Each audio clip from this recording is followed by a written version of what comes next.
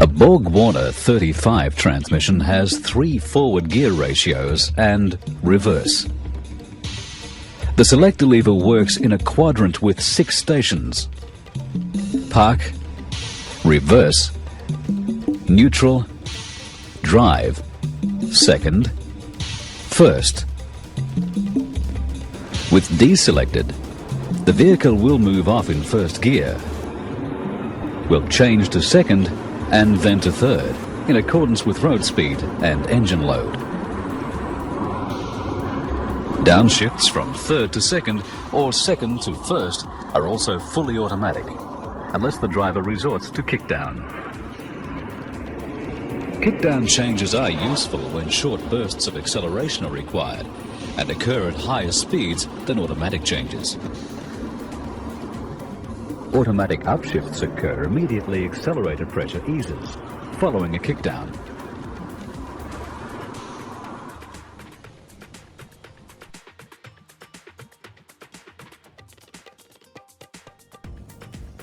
Automatic gear changes may be overridden by use of the 2 and 1 selector positions.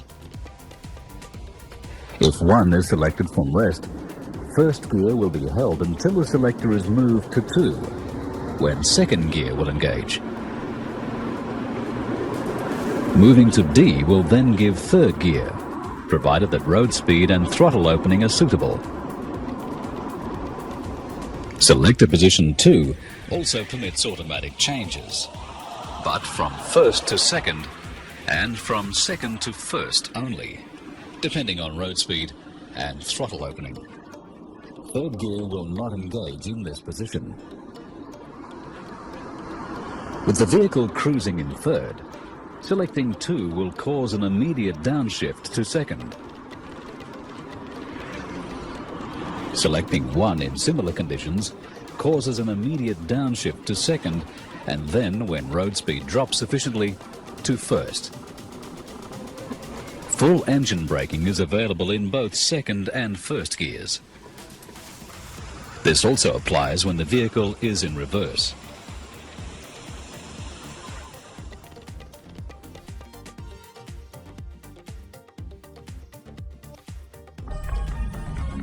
The Planetary Gear Set is a Ravigno type with primary and secondary sun gears, primary and secondary planet pinions, and 1 ring gear. The ring gear is attached to the output shaft. The planet carrier is mounted in the transmission case on a 1-way clutch. Both sets of pinions are in the planet carrier. They mesh in pairs. The longer outer secondary pinions mesh with the ring gear at their outer edge. At their inner edge, they mesh with the secondary sun gear. The smaller primary pinions mesh with the smaller primary sun gear. The planet pinions transmit the drive from the sun gears to the ring gear. In all forward ratios, drive is transmitted through the primary sun gear. In reverse, it is transmitted through the secondary sun gear. Control of the Planetary Gear Set comes from the operation of 2 multi-plate clutches, the 1-way clutch and 2 brake bands. The outer plates of the front clutch are splined to the input shaft from the converter turbine. The inner plates are splined to the primary sun gear shaft. The inner plates of the rear clutch are splined to the front clutch drum. The outer plates connect to the secondary sun gear. The front band wraps around the outside of the rear clutch drum. The rear band is on the outside of the planet carrier to hold the planet carrier stationary when it is applied. When the rear band is in the release position, the 1-way clutch lets the planet carrier rotate forward, but not in a reverse direction.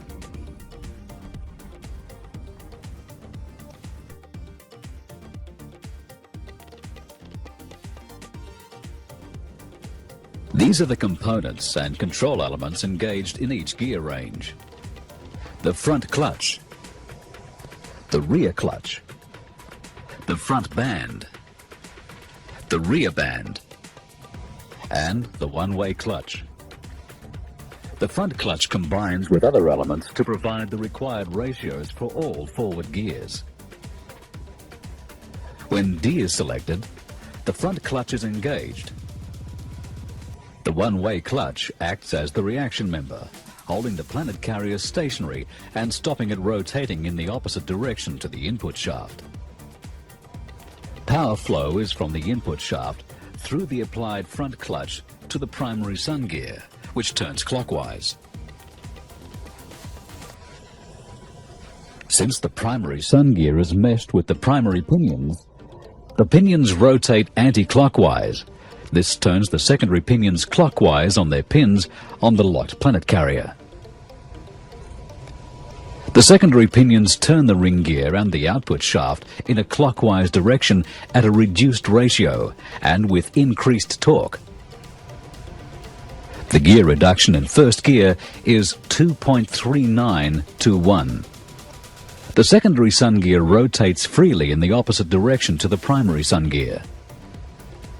On overrun, when torque is applied from the road wheels, the one-way clutch unlocks and allows the planet carrier to rotate. The transmission free wheels and no engine braking is provided.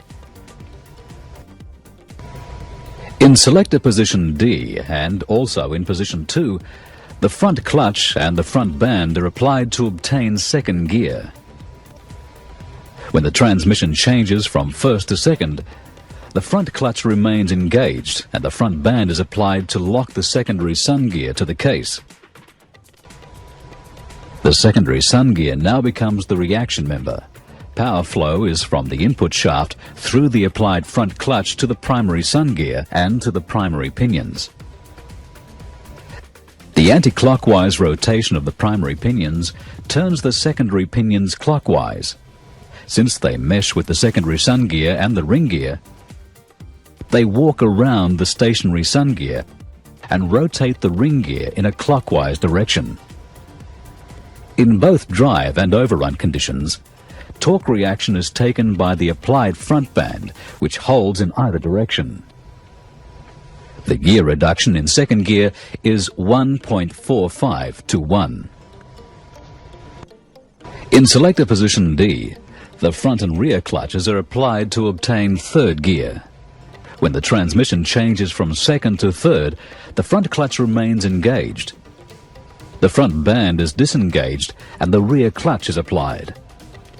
Since both clutches are now applied, the input shaft is locked to the primary sun gear through the front clutch and to the secondary sun gear through the rear clutch.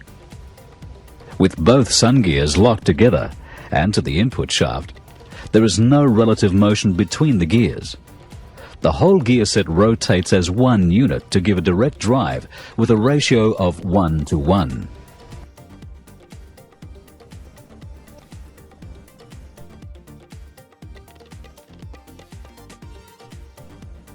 In selector position 1, the front clutch and the rear band are applied.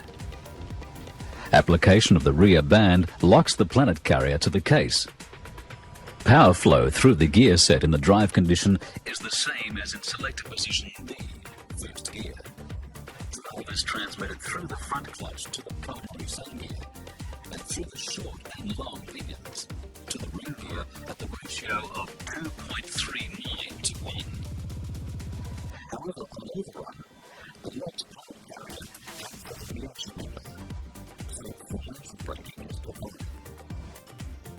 In reverse, the rear clutch and the rear band are applied. The rear clutch locks the input shaft to the secondary sun gear. The rear band locks the planet carrier to the case to provide the reaction member. The input shaft turns the secondary sun gear clockwise. The secondary pinions turn anti-clockwise on their pins on the locked planet carrier. The ring gear and output shaft turn in the reverse direction with a ratio of 2.09 to 1. Full engine braking is provided on overrun.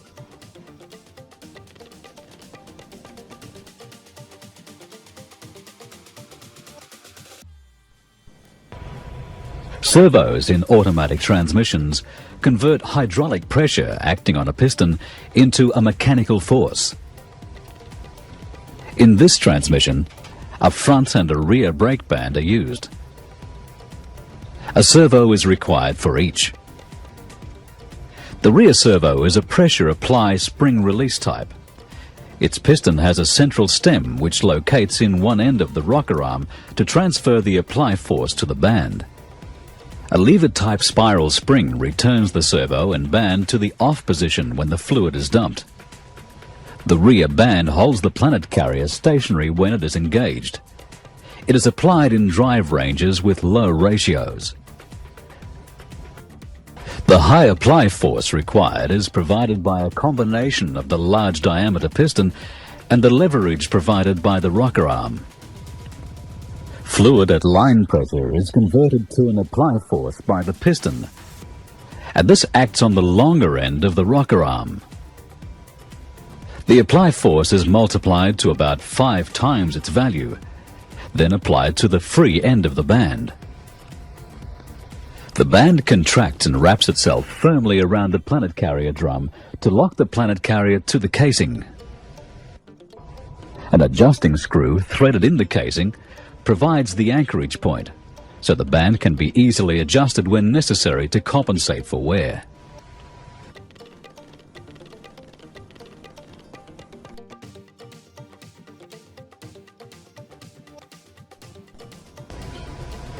The front servo is a pressure apply, pressure release type with unequal piston areas. It is engaged with the front clutch to provide second gear and acts on a line spring steel band to lock the secondary sun gear to the casing. The apply force from the piston is transferred through its central stem and multiplied by the rocker arm with its leverage ratio approximately 3:1. This applies the band firmly when second gear is engaged. The apply fluid acts on the smaller piston area surrounding the hollow portion, which accommodates the return spring. If road speed is reduced, the 1-2 shift valve will move to the first gear position. This apply fluid will be exhausted at the 1-2 shift valve, letting the spring return the band to the off position. If road speed increases, the transmission will eventually upshift to third gear. This requires the rear clutch to engage, together with the already engaged front clutch. The front band must be released, but the apply fluid is not exhausted to provide this change. The apply fluid is retained. Then, when the 2-3 shift valve moves to supply fluid to the rear clutch, the same fluid is supplied to the release side of the front servo. Equal line pressures act on each side of the front servo piston, so the larger area on the release side generates greater force. This moves the piston to the released position. If the accelerator is depressed for kickdown or road speed drops off, retaining the apply fluid can provide a snap band application to re-engage second gear.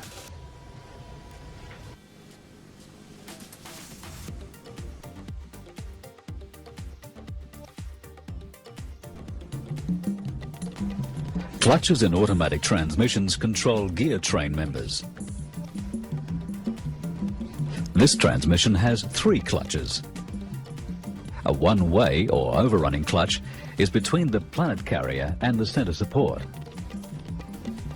A multi-plate clutch is inside the drum attached to the input shaft, the front clutch. A multi-plate clutch is inside the drum attached to the secondary sun gear, the rear clutch. The one-way clutch is a sprag type. It locks the planet carrier to the center support whenever the carrier tends to turn in the opposite direction to the transmission input shaft. The inner race of the clutch is provided by an extension on the center support. The outer race is formed in the planet carrier. The equally spaced sprags are held together by a spring-loaded cage. It maintains them in the correct position and attitude. Correct fitting is essential, otherwise the planet carrier will freewheel when it should be locked up, and no drive will be transmitted in D-range first gear. With the sprags in place, the cage moves them so that they share the load equally when the planet carrier is locked. Turning the planet carrier in the opposite direction to the input shaft pivots the sprags towards the larger radius and wedges them between the two races.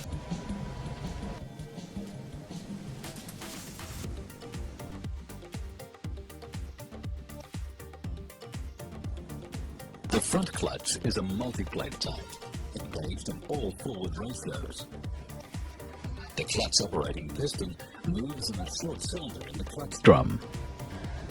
A diaphragm-type spring contacts a fulcrum ring on the piston at its inner circumference. Its outer edge rests against a step in the drum. A pressure plate is installed first in the clutch pack, so that its fulcrum ring also contacts the diaphragm. When fluid at line pressure is admitted to the clutch cylinder, the piston apply force is multiplied by the leverage provided by the diaphragm. This exerts a greater apply force on the clutch pack than the piston alone could provide, and ensures the clutch is firmly engaged. The spring returns the piston to the off position when the fluid is dumped.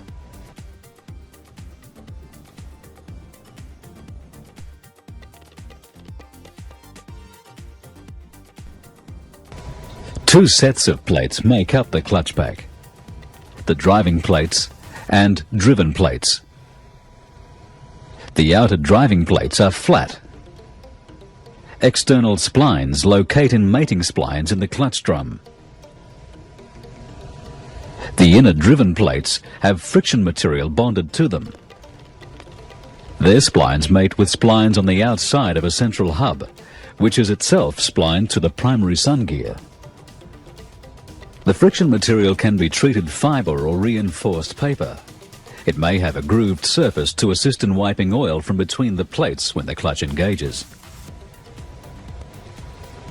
The plates are loaded into the clutch drum against the pressure plate and are placed alternately to make up the pack.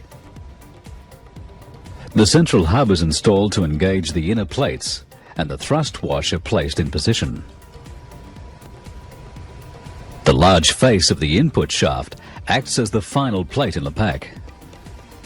The splines at its outer edge transmit the input torque to the clutch drum and the driving plates. The input shaft is retained in the drum by a large diameter snap ring. The number of plates installed determines the torque capacity of the clutch. Installing more plates increases torque capacity, but the clutch must always maintain its set clearance so the plates can separate from one another while in the released position. A centrifugal relief valve in the clutch piston releases fluid trapped in the cylinder when the clutch is released. This prevents partial application of the clutch due to centrifugal force acting on the fluid at high speed.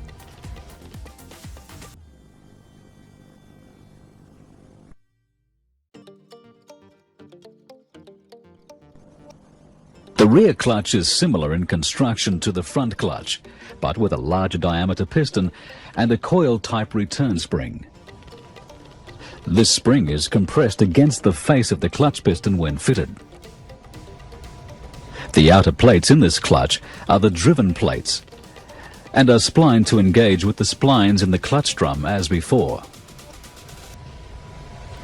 These plates may have a flat surface or a slightly dished or coned surface. The dished plates provide a cushioning effect, which assists with smooth engagement when the clutch is applied. The plates may be fitted as a pack, with the dishing in either direction, but all of the dishing must face the same way, or clearance may be compromised.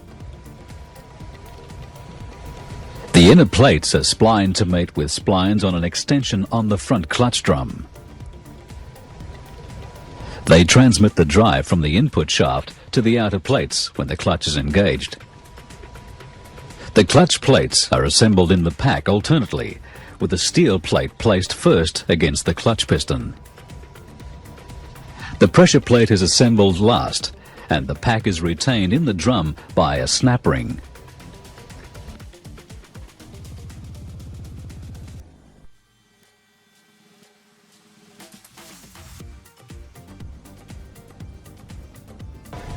The hydraulic system has a crescent-type gear pump, a centrifugally operated hydraulic governor, and a control valve body assembly to regulate the pressure and direct fluid to the appropriate components. The pump is driven by tangs on the converter spout and operates whenever the engine is running. It supplies all the hydraulic requirements of the transmission during operation. The governor is driven by the transmission output shaft and provides a hydraulic pressure that varies with vehicle speed. This variable pressure is used by the valve body as one of the inputs to control upshifts and downshifts. The valve body has all the valves needed to control the transmission at all stages of operation. They are mostly spool-type valves, but disc and ball check valves are also used. Cylindrical spool valves have a number of distinguishing features. The lands are the raised portions of the valve, while the reduced diameter between each pair of lands is referred to as a valley. The face of each land is square and sharp to the land diameter. Some valves have a stem or extension on one end to locate a regulating or return spring or to limit valve travel. Sharp corners on lands keep out dirt particles and give the valve a self-cleaning action as it moves back and forth in the bore. There is only small clearance between lands and the bore for each valve, so they must be handled with care.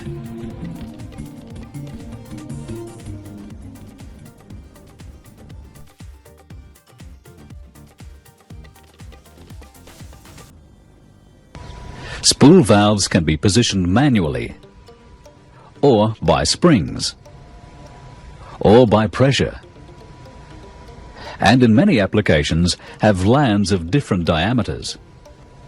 In this case, the different diameters result in a larger face area on land 1 than on land 2. This is known as a differential area. When fluid under pressure enters port B, this differential area creates a differential force. This moves the valve to the left since the force acting on land 1 is greater than the force on land 2. Alternatively, the valve could be moved by admitting fluid at port C. In both cases, the valve movement allows previously blocked fluid at D to flow between lands 3 and 4. It exhausts at E or passes to some other part of the system. If fluid pressure is removed from C, the valve remains stationary. Even if fluid is admitted at port A, no movement can occur as the areas on lands 2 and 3 are equal and both generate an equal force. The valve can only be moved back to its original position by introducing spring pressure or fluid pressure on the left-hand side of land 1.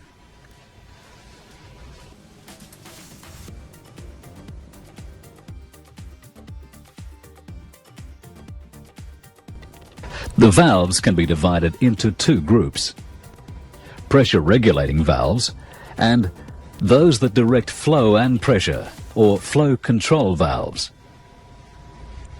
Spool-type valves are suitable for pressure regulation in automatic transmissions, as variable pressures are needed. In this regulating valve, the valve spring is compressed when pump or supply pressure is high enough. The larger land then uncovers an exhaust port to maintain a regulated output pressure. Similarly, with this regulating valve in a fluid circuit, the valve is forced downwards against its spring until it uncovers a port to another part of the circuit. Since the port is not fully uncovered, flow is restricted, which causes a pressure drop across it. Fluid pressure in this part of the circuit falls below that of the fluid being supplied. Once the port is fully uncovered, pressures on both sides of the valve become equal.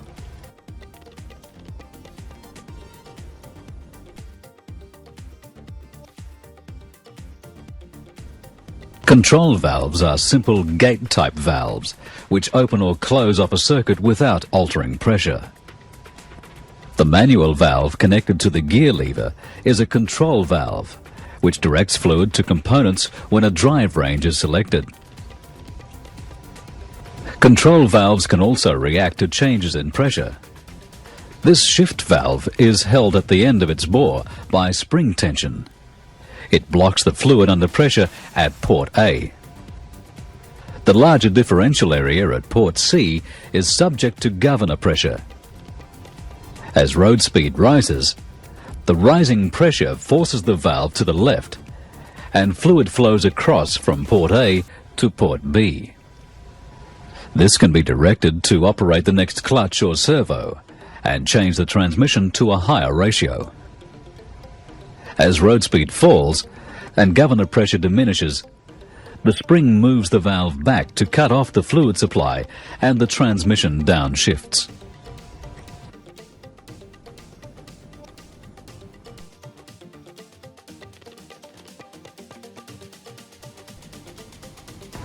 Orifices are often used in conjunction with spool valves to restrict fluid flow for timing purposes or to prevent valve fluctuations.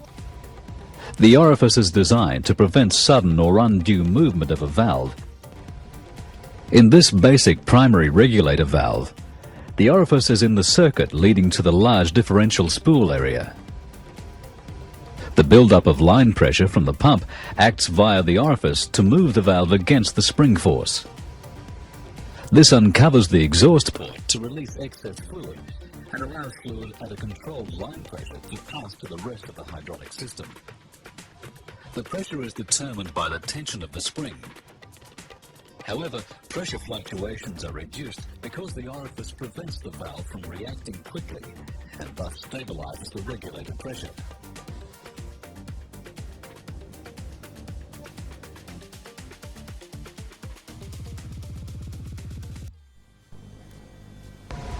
The hydraulic system of this transmission has a number of regulating and control valves. They can be identified in this hydraulic circuit diagram. This valve controls fluid pump output to maintain the required line pressure in the system. Line pressure is the highest pressure in the transmission. All other pressures are derived from it. This valve reduces line pressure to a low value for use in the torque converter and in the cooler and the lubrication circuits.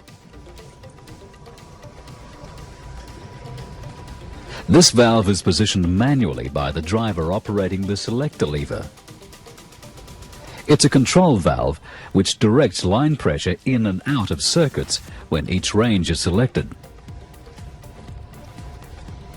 This valve shares a common bore with the downshift or kickdown valve. Both are influenced by the downshift cam, connected by a Bowden cable to the accelerator linkage.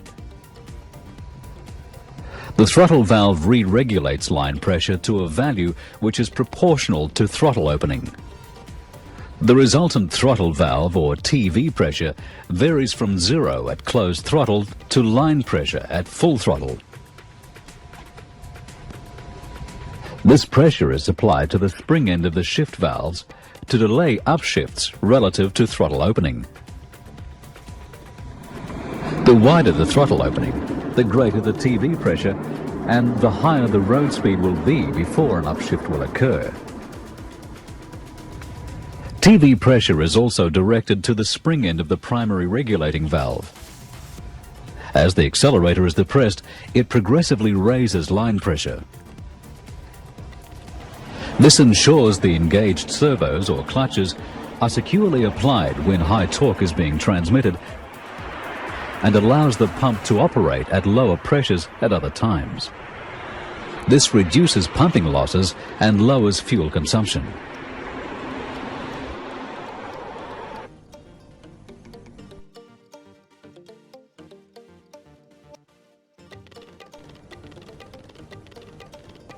The 1-2 and 2-3 shift valves are control valves, which are supplied with line pressure from the manual valve.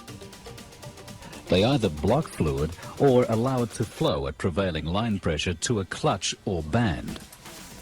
Their operation is determined by a spring plus TV pressure at one end. This acts in opposition to governor pressure at the other end. This valve is mounted on the transmission output shaft and rotates with it. It re-regulates line pressure supplied from the manual valve in relation to vehicle speed.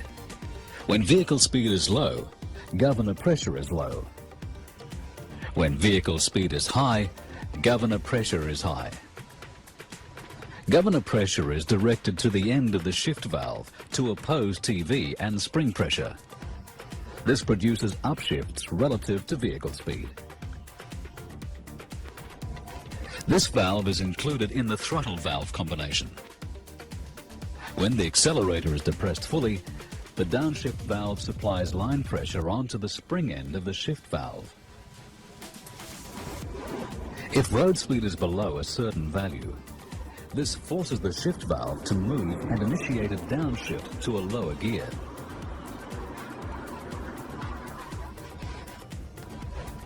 This valve is in the circuit to the release side of the front band servo.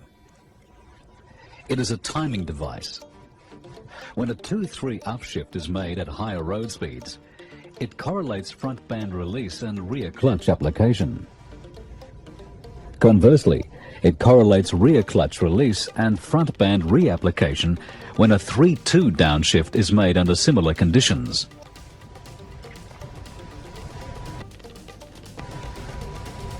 This valve makes line pressure and throttle pressure sensitive to road speed. At higher speeds, it cuts back these pressures to allow smooth upshifts. It also moderates line pressure increases produced by wide throttle openings during stall or upshift conditions. High throttle pressures produced at these times raise line pressure very high. This is because the throttle pressure is applied to the spring end of the primary regulating valve. Modulator pressure is applied to the opposite end of the regulating valve to counteract this and moderate its influence.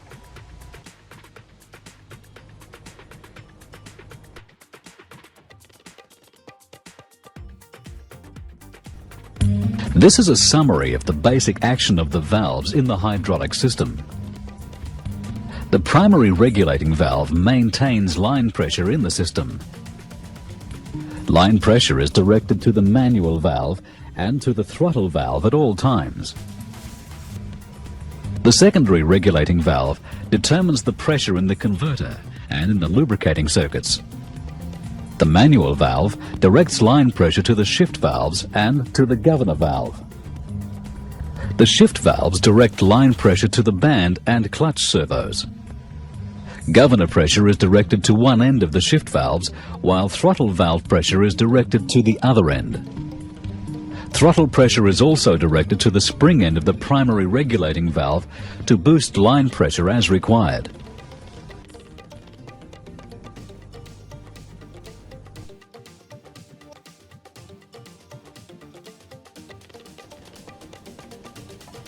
The valves act together in the system, but their operation can be considered separately. The primary regulating valve has a number of lands, including one larger land which provides a differential area. A central stem locates the regulating spring. Fluid from the pump can act on the valve through a 1 mm diameter orifice in the circuit. With the valve at rest, the two central lands block the flow of fluid across their bodies. The spring end of the valve is subject to throttle pressure through a circuit connection from the throttle valve. The lower end is subject to modulator pressure acting on the lower face of the bottom land.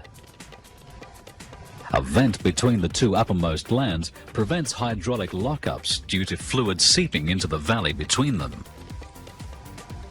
In operation, fluid from the pump enters the valve through the orifice and acts against the differential area.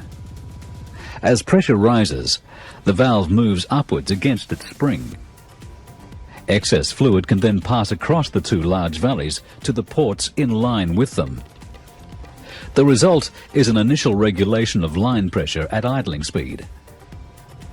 This line pressure is directed to the manual valve and the throttle valve at all times. When D is selected, line pressure is also directed to the front clutch, to the 1-2 shift valve, and to the governor. Excess fluid passing across the valleys is directed to the secondary regulating valve and the converter. Fluid from the lower port of the primary regulator valve acts on the end face of the secondary regulating valve. This raises it against its spring. Valve movement uncovers a port to the lubrication circuit for the rear end of the gear train, and then an exhaust port leading back to the pump inlet. The exhaust bleed-off stabilizes fluid pressure in the lubrication and converter circuits within acceptable limits, from 100 to 200 kilopascals.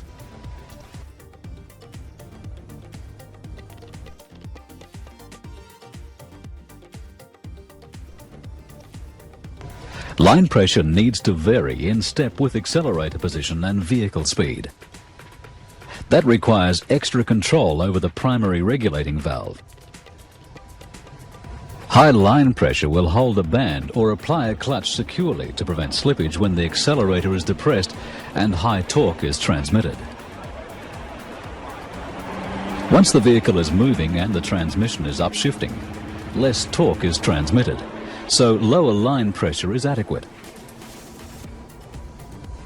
Applying throttle pressure to the spring end of the primary regulating valve lifts line pressure. Applying modulator pressure to the opposite end reduces it. Line pressure is supplied to the throttle valve at all times, and throttle pressure is derived from it. At closed throttle, the throttle valve is at rest and line pressure is blocked off by a land. Throttle pressure is 0. Depressing the accelerator transfers movement through the kickdown valve and spring. This opens the throttle valve and the land uncovers the line pressure port. Fluid at line pressure is now metered into the throttle valve circuits and a TV pressure is quickly established. It extends through the orifice to the valve reaction area. This tends to close the valve against the spring force, minimizing pressure fluctuations. A balance is established to produce a TV pressure relative to the accelerator position. TV pressure can vary from 0 to around 1200 kilopascals. TV pressure is directed back through the circuits to the spring end of the primary regulator valve. It helps the spring oppose the force of fluid acting on the valve's differential area via the orifice. TV pressure holds the primary regulator valve down to increase line pressure according to throttle opening. This ensures clutch and band apply forces are maintained in step with throttle position.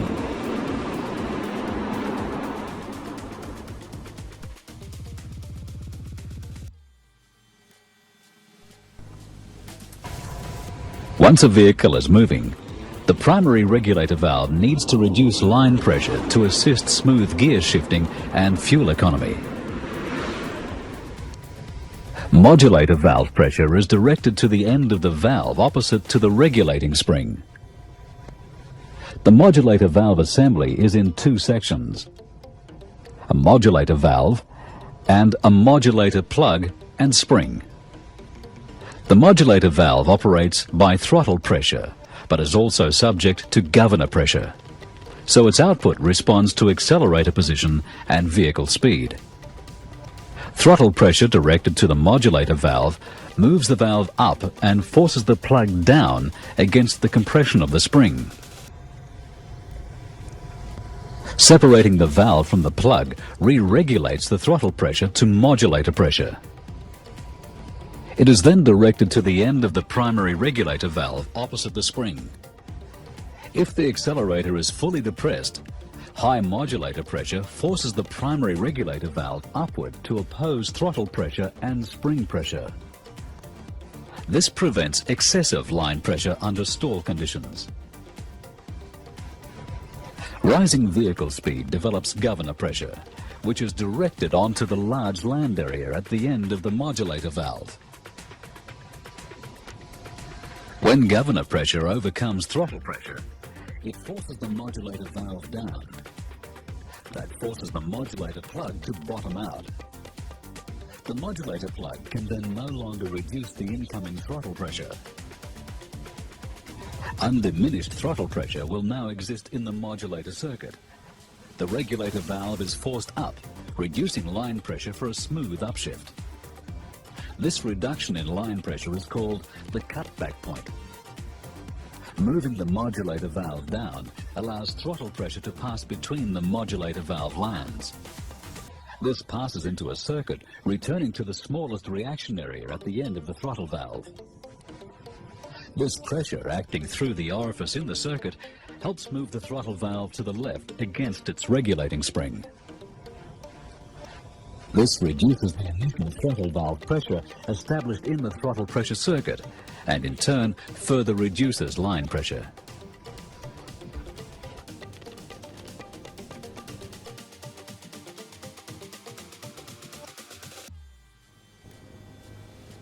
When Modulation is selected, the input valve directs fluid line pressure to the front clutch, which remains applied in all forward gears.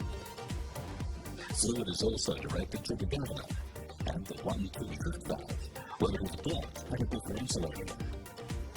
A separate circuit from the manual valve directs line pressure to a differential area of the 2-3 shift valve. This is held in the downshifted or 2 position by a combination of the differential force and the spring force. The 1-2 shift valve is in 2 sections. The shift valve itself is the lower section, held in its downmost position by a combination of the differential force and the upper section plunger and spring. As soon as the accelerator is depressed, throttle pressure helps hold the valves in the downshifted position so that their movement is influenced by accelerator position. When the vehicle is moving, the governor re-regulates line pressure supplied to it and directs this pressure to the large land areas at the bottom end of the shift valves, to the servo orifice control valve, and to the modulator valve.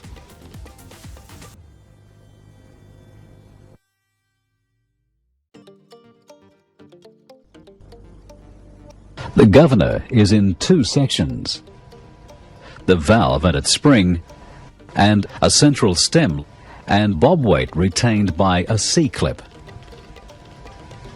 It operates by centrifugal force in 2 stages.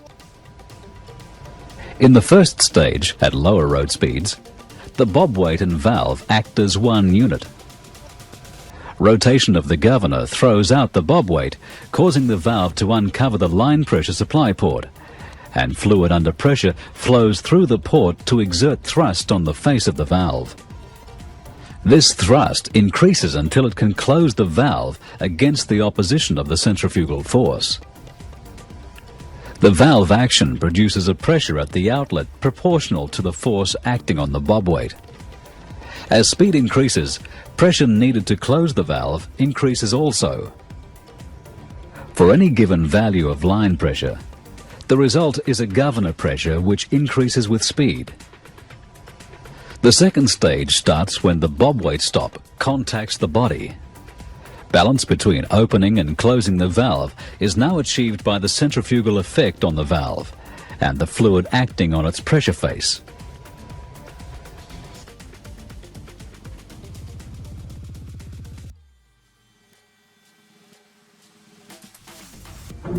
Governor pressure acts on the end of the 1-2 shift valve. As road speed increases, it becomes high enough to overcome the opposing spring and throttle pressure. The shift valve assembly moves upward and lets line pressure pass into the circuit to the apply side of the front band servo. The transmission is now in 2nd gear. Once the 1-2 upshift occurs, the differential area is no longer effective. Governor pressure must fall to a lower value to let the valve return to the first gear position, so a 2-1 downshift cannot occur at the same road speed as the upshift. Downshifts occur only at vehicle speeds below those at which upshifts occur. This shift spread prevents a transmission hunting up and down between ratios. It is called shift speed hysteresis.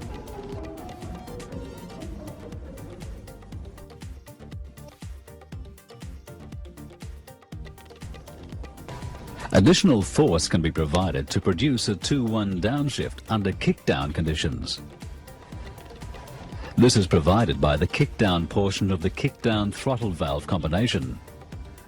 When the accelerator is fully depressed, the kickdown valve closes off the exhaust from the kickdown circuit and forces the throttle valve to the end of its bore. The throttle valve can then no longer regulate the incoming line pressure. Throttle pressure now becomes equal to line pressure and passes into the kickdown circuit, leading to the kickdown port at the 1-2 shift valve.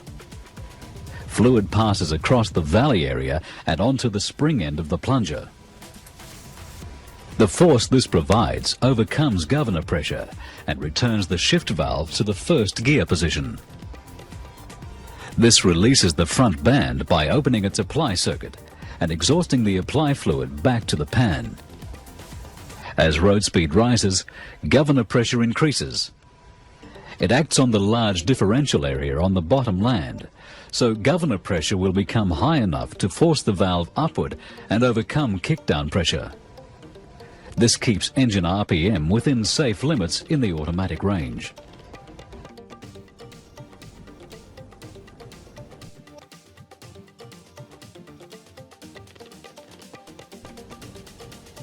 When 1 is selected, the manual valve supplies line pressure onto the differential area and through a separate circuit to apply the rear band. The application of the rear band provides engine braking on overrun. This circuit passes through the bottom valley area of the valve and acts on the large bottom land to hydraulically lock the shift valve down. Governor pressure cannot force an upshift, so the transmission will remain in first gear until the lever is moved to 2 or to D when an upshift can occur. Once the transmission upshifts into second gear, the rear band circuit can exhaust at the shift valve. The rear band is inoperative in first gear when D is selected, as its circuit is open to exhaust at the manual valve. Choosing position 2 directs line pressure to the front clutch, the governor and the 1-2 shift valve. The vehicle will move off in first gear and change up to second gear as soon as governor pressure is high enough to move the shift valve up and let fluid pass to the apply side of the front servo. No further upshifts can take place since no line pressure is supplied to the 2-3 shift valve. The valve moves upward under governor pressure, but it controls no fluid flow and no changes can occur.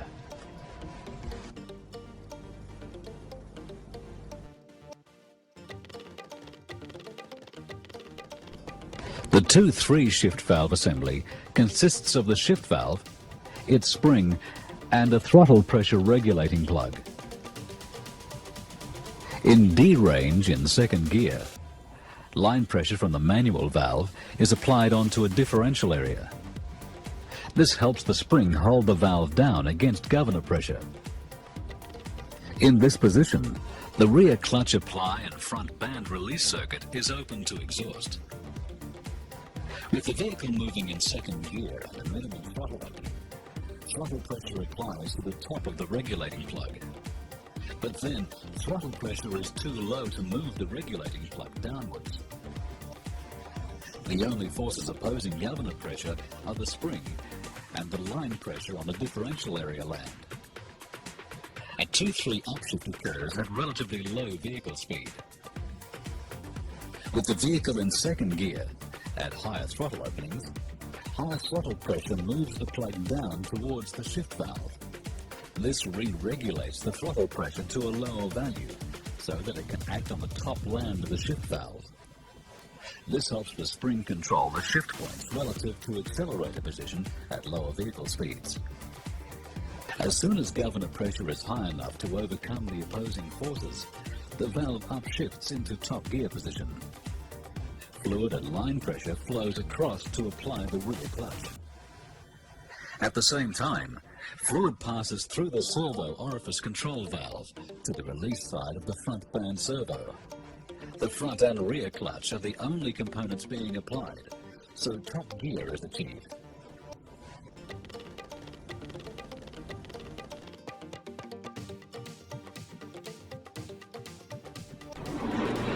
The servo orifice control valve is a timing device. It prevents engine flare at wide throttle openings on a 2-3 upshift. It also stops transmission tie-up, that is, being momentarily in 2 gears during a 3-2 downshift. It's a shuttle valve, which can be held at rest by a spring to allow unrestricted fluid flow.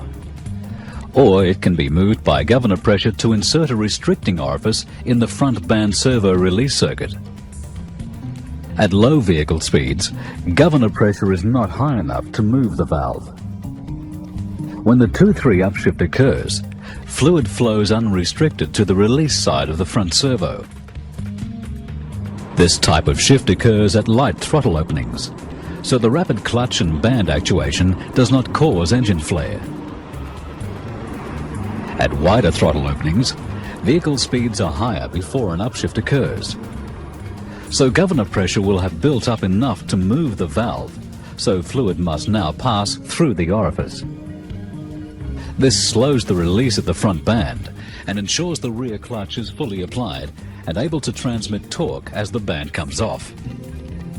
This prevents engine flare. On a downshift at high vehicle speeds, the orifice slows the release of fluid from the release side of the front servo and therefore the reapplication of the front band. Then the rear clutch comes off as the band is applied, preventing a lockup in the transmission.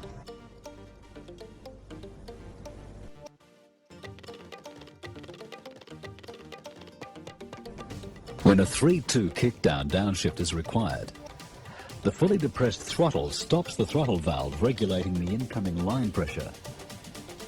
Throttle pressure becomes equal to line pressure.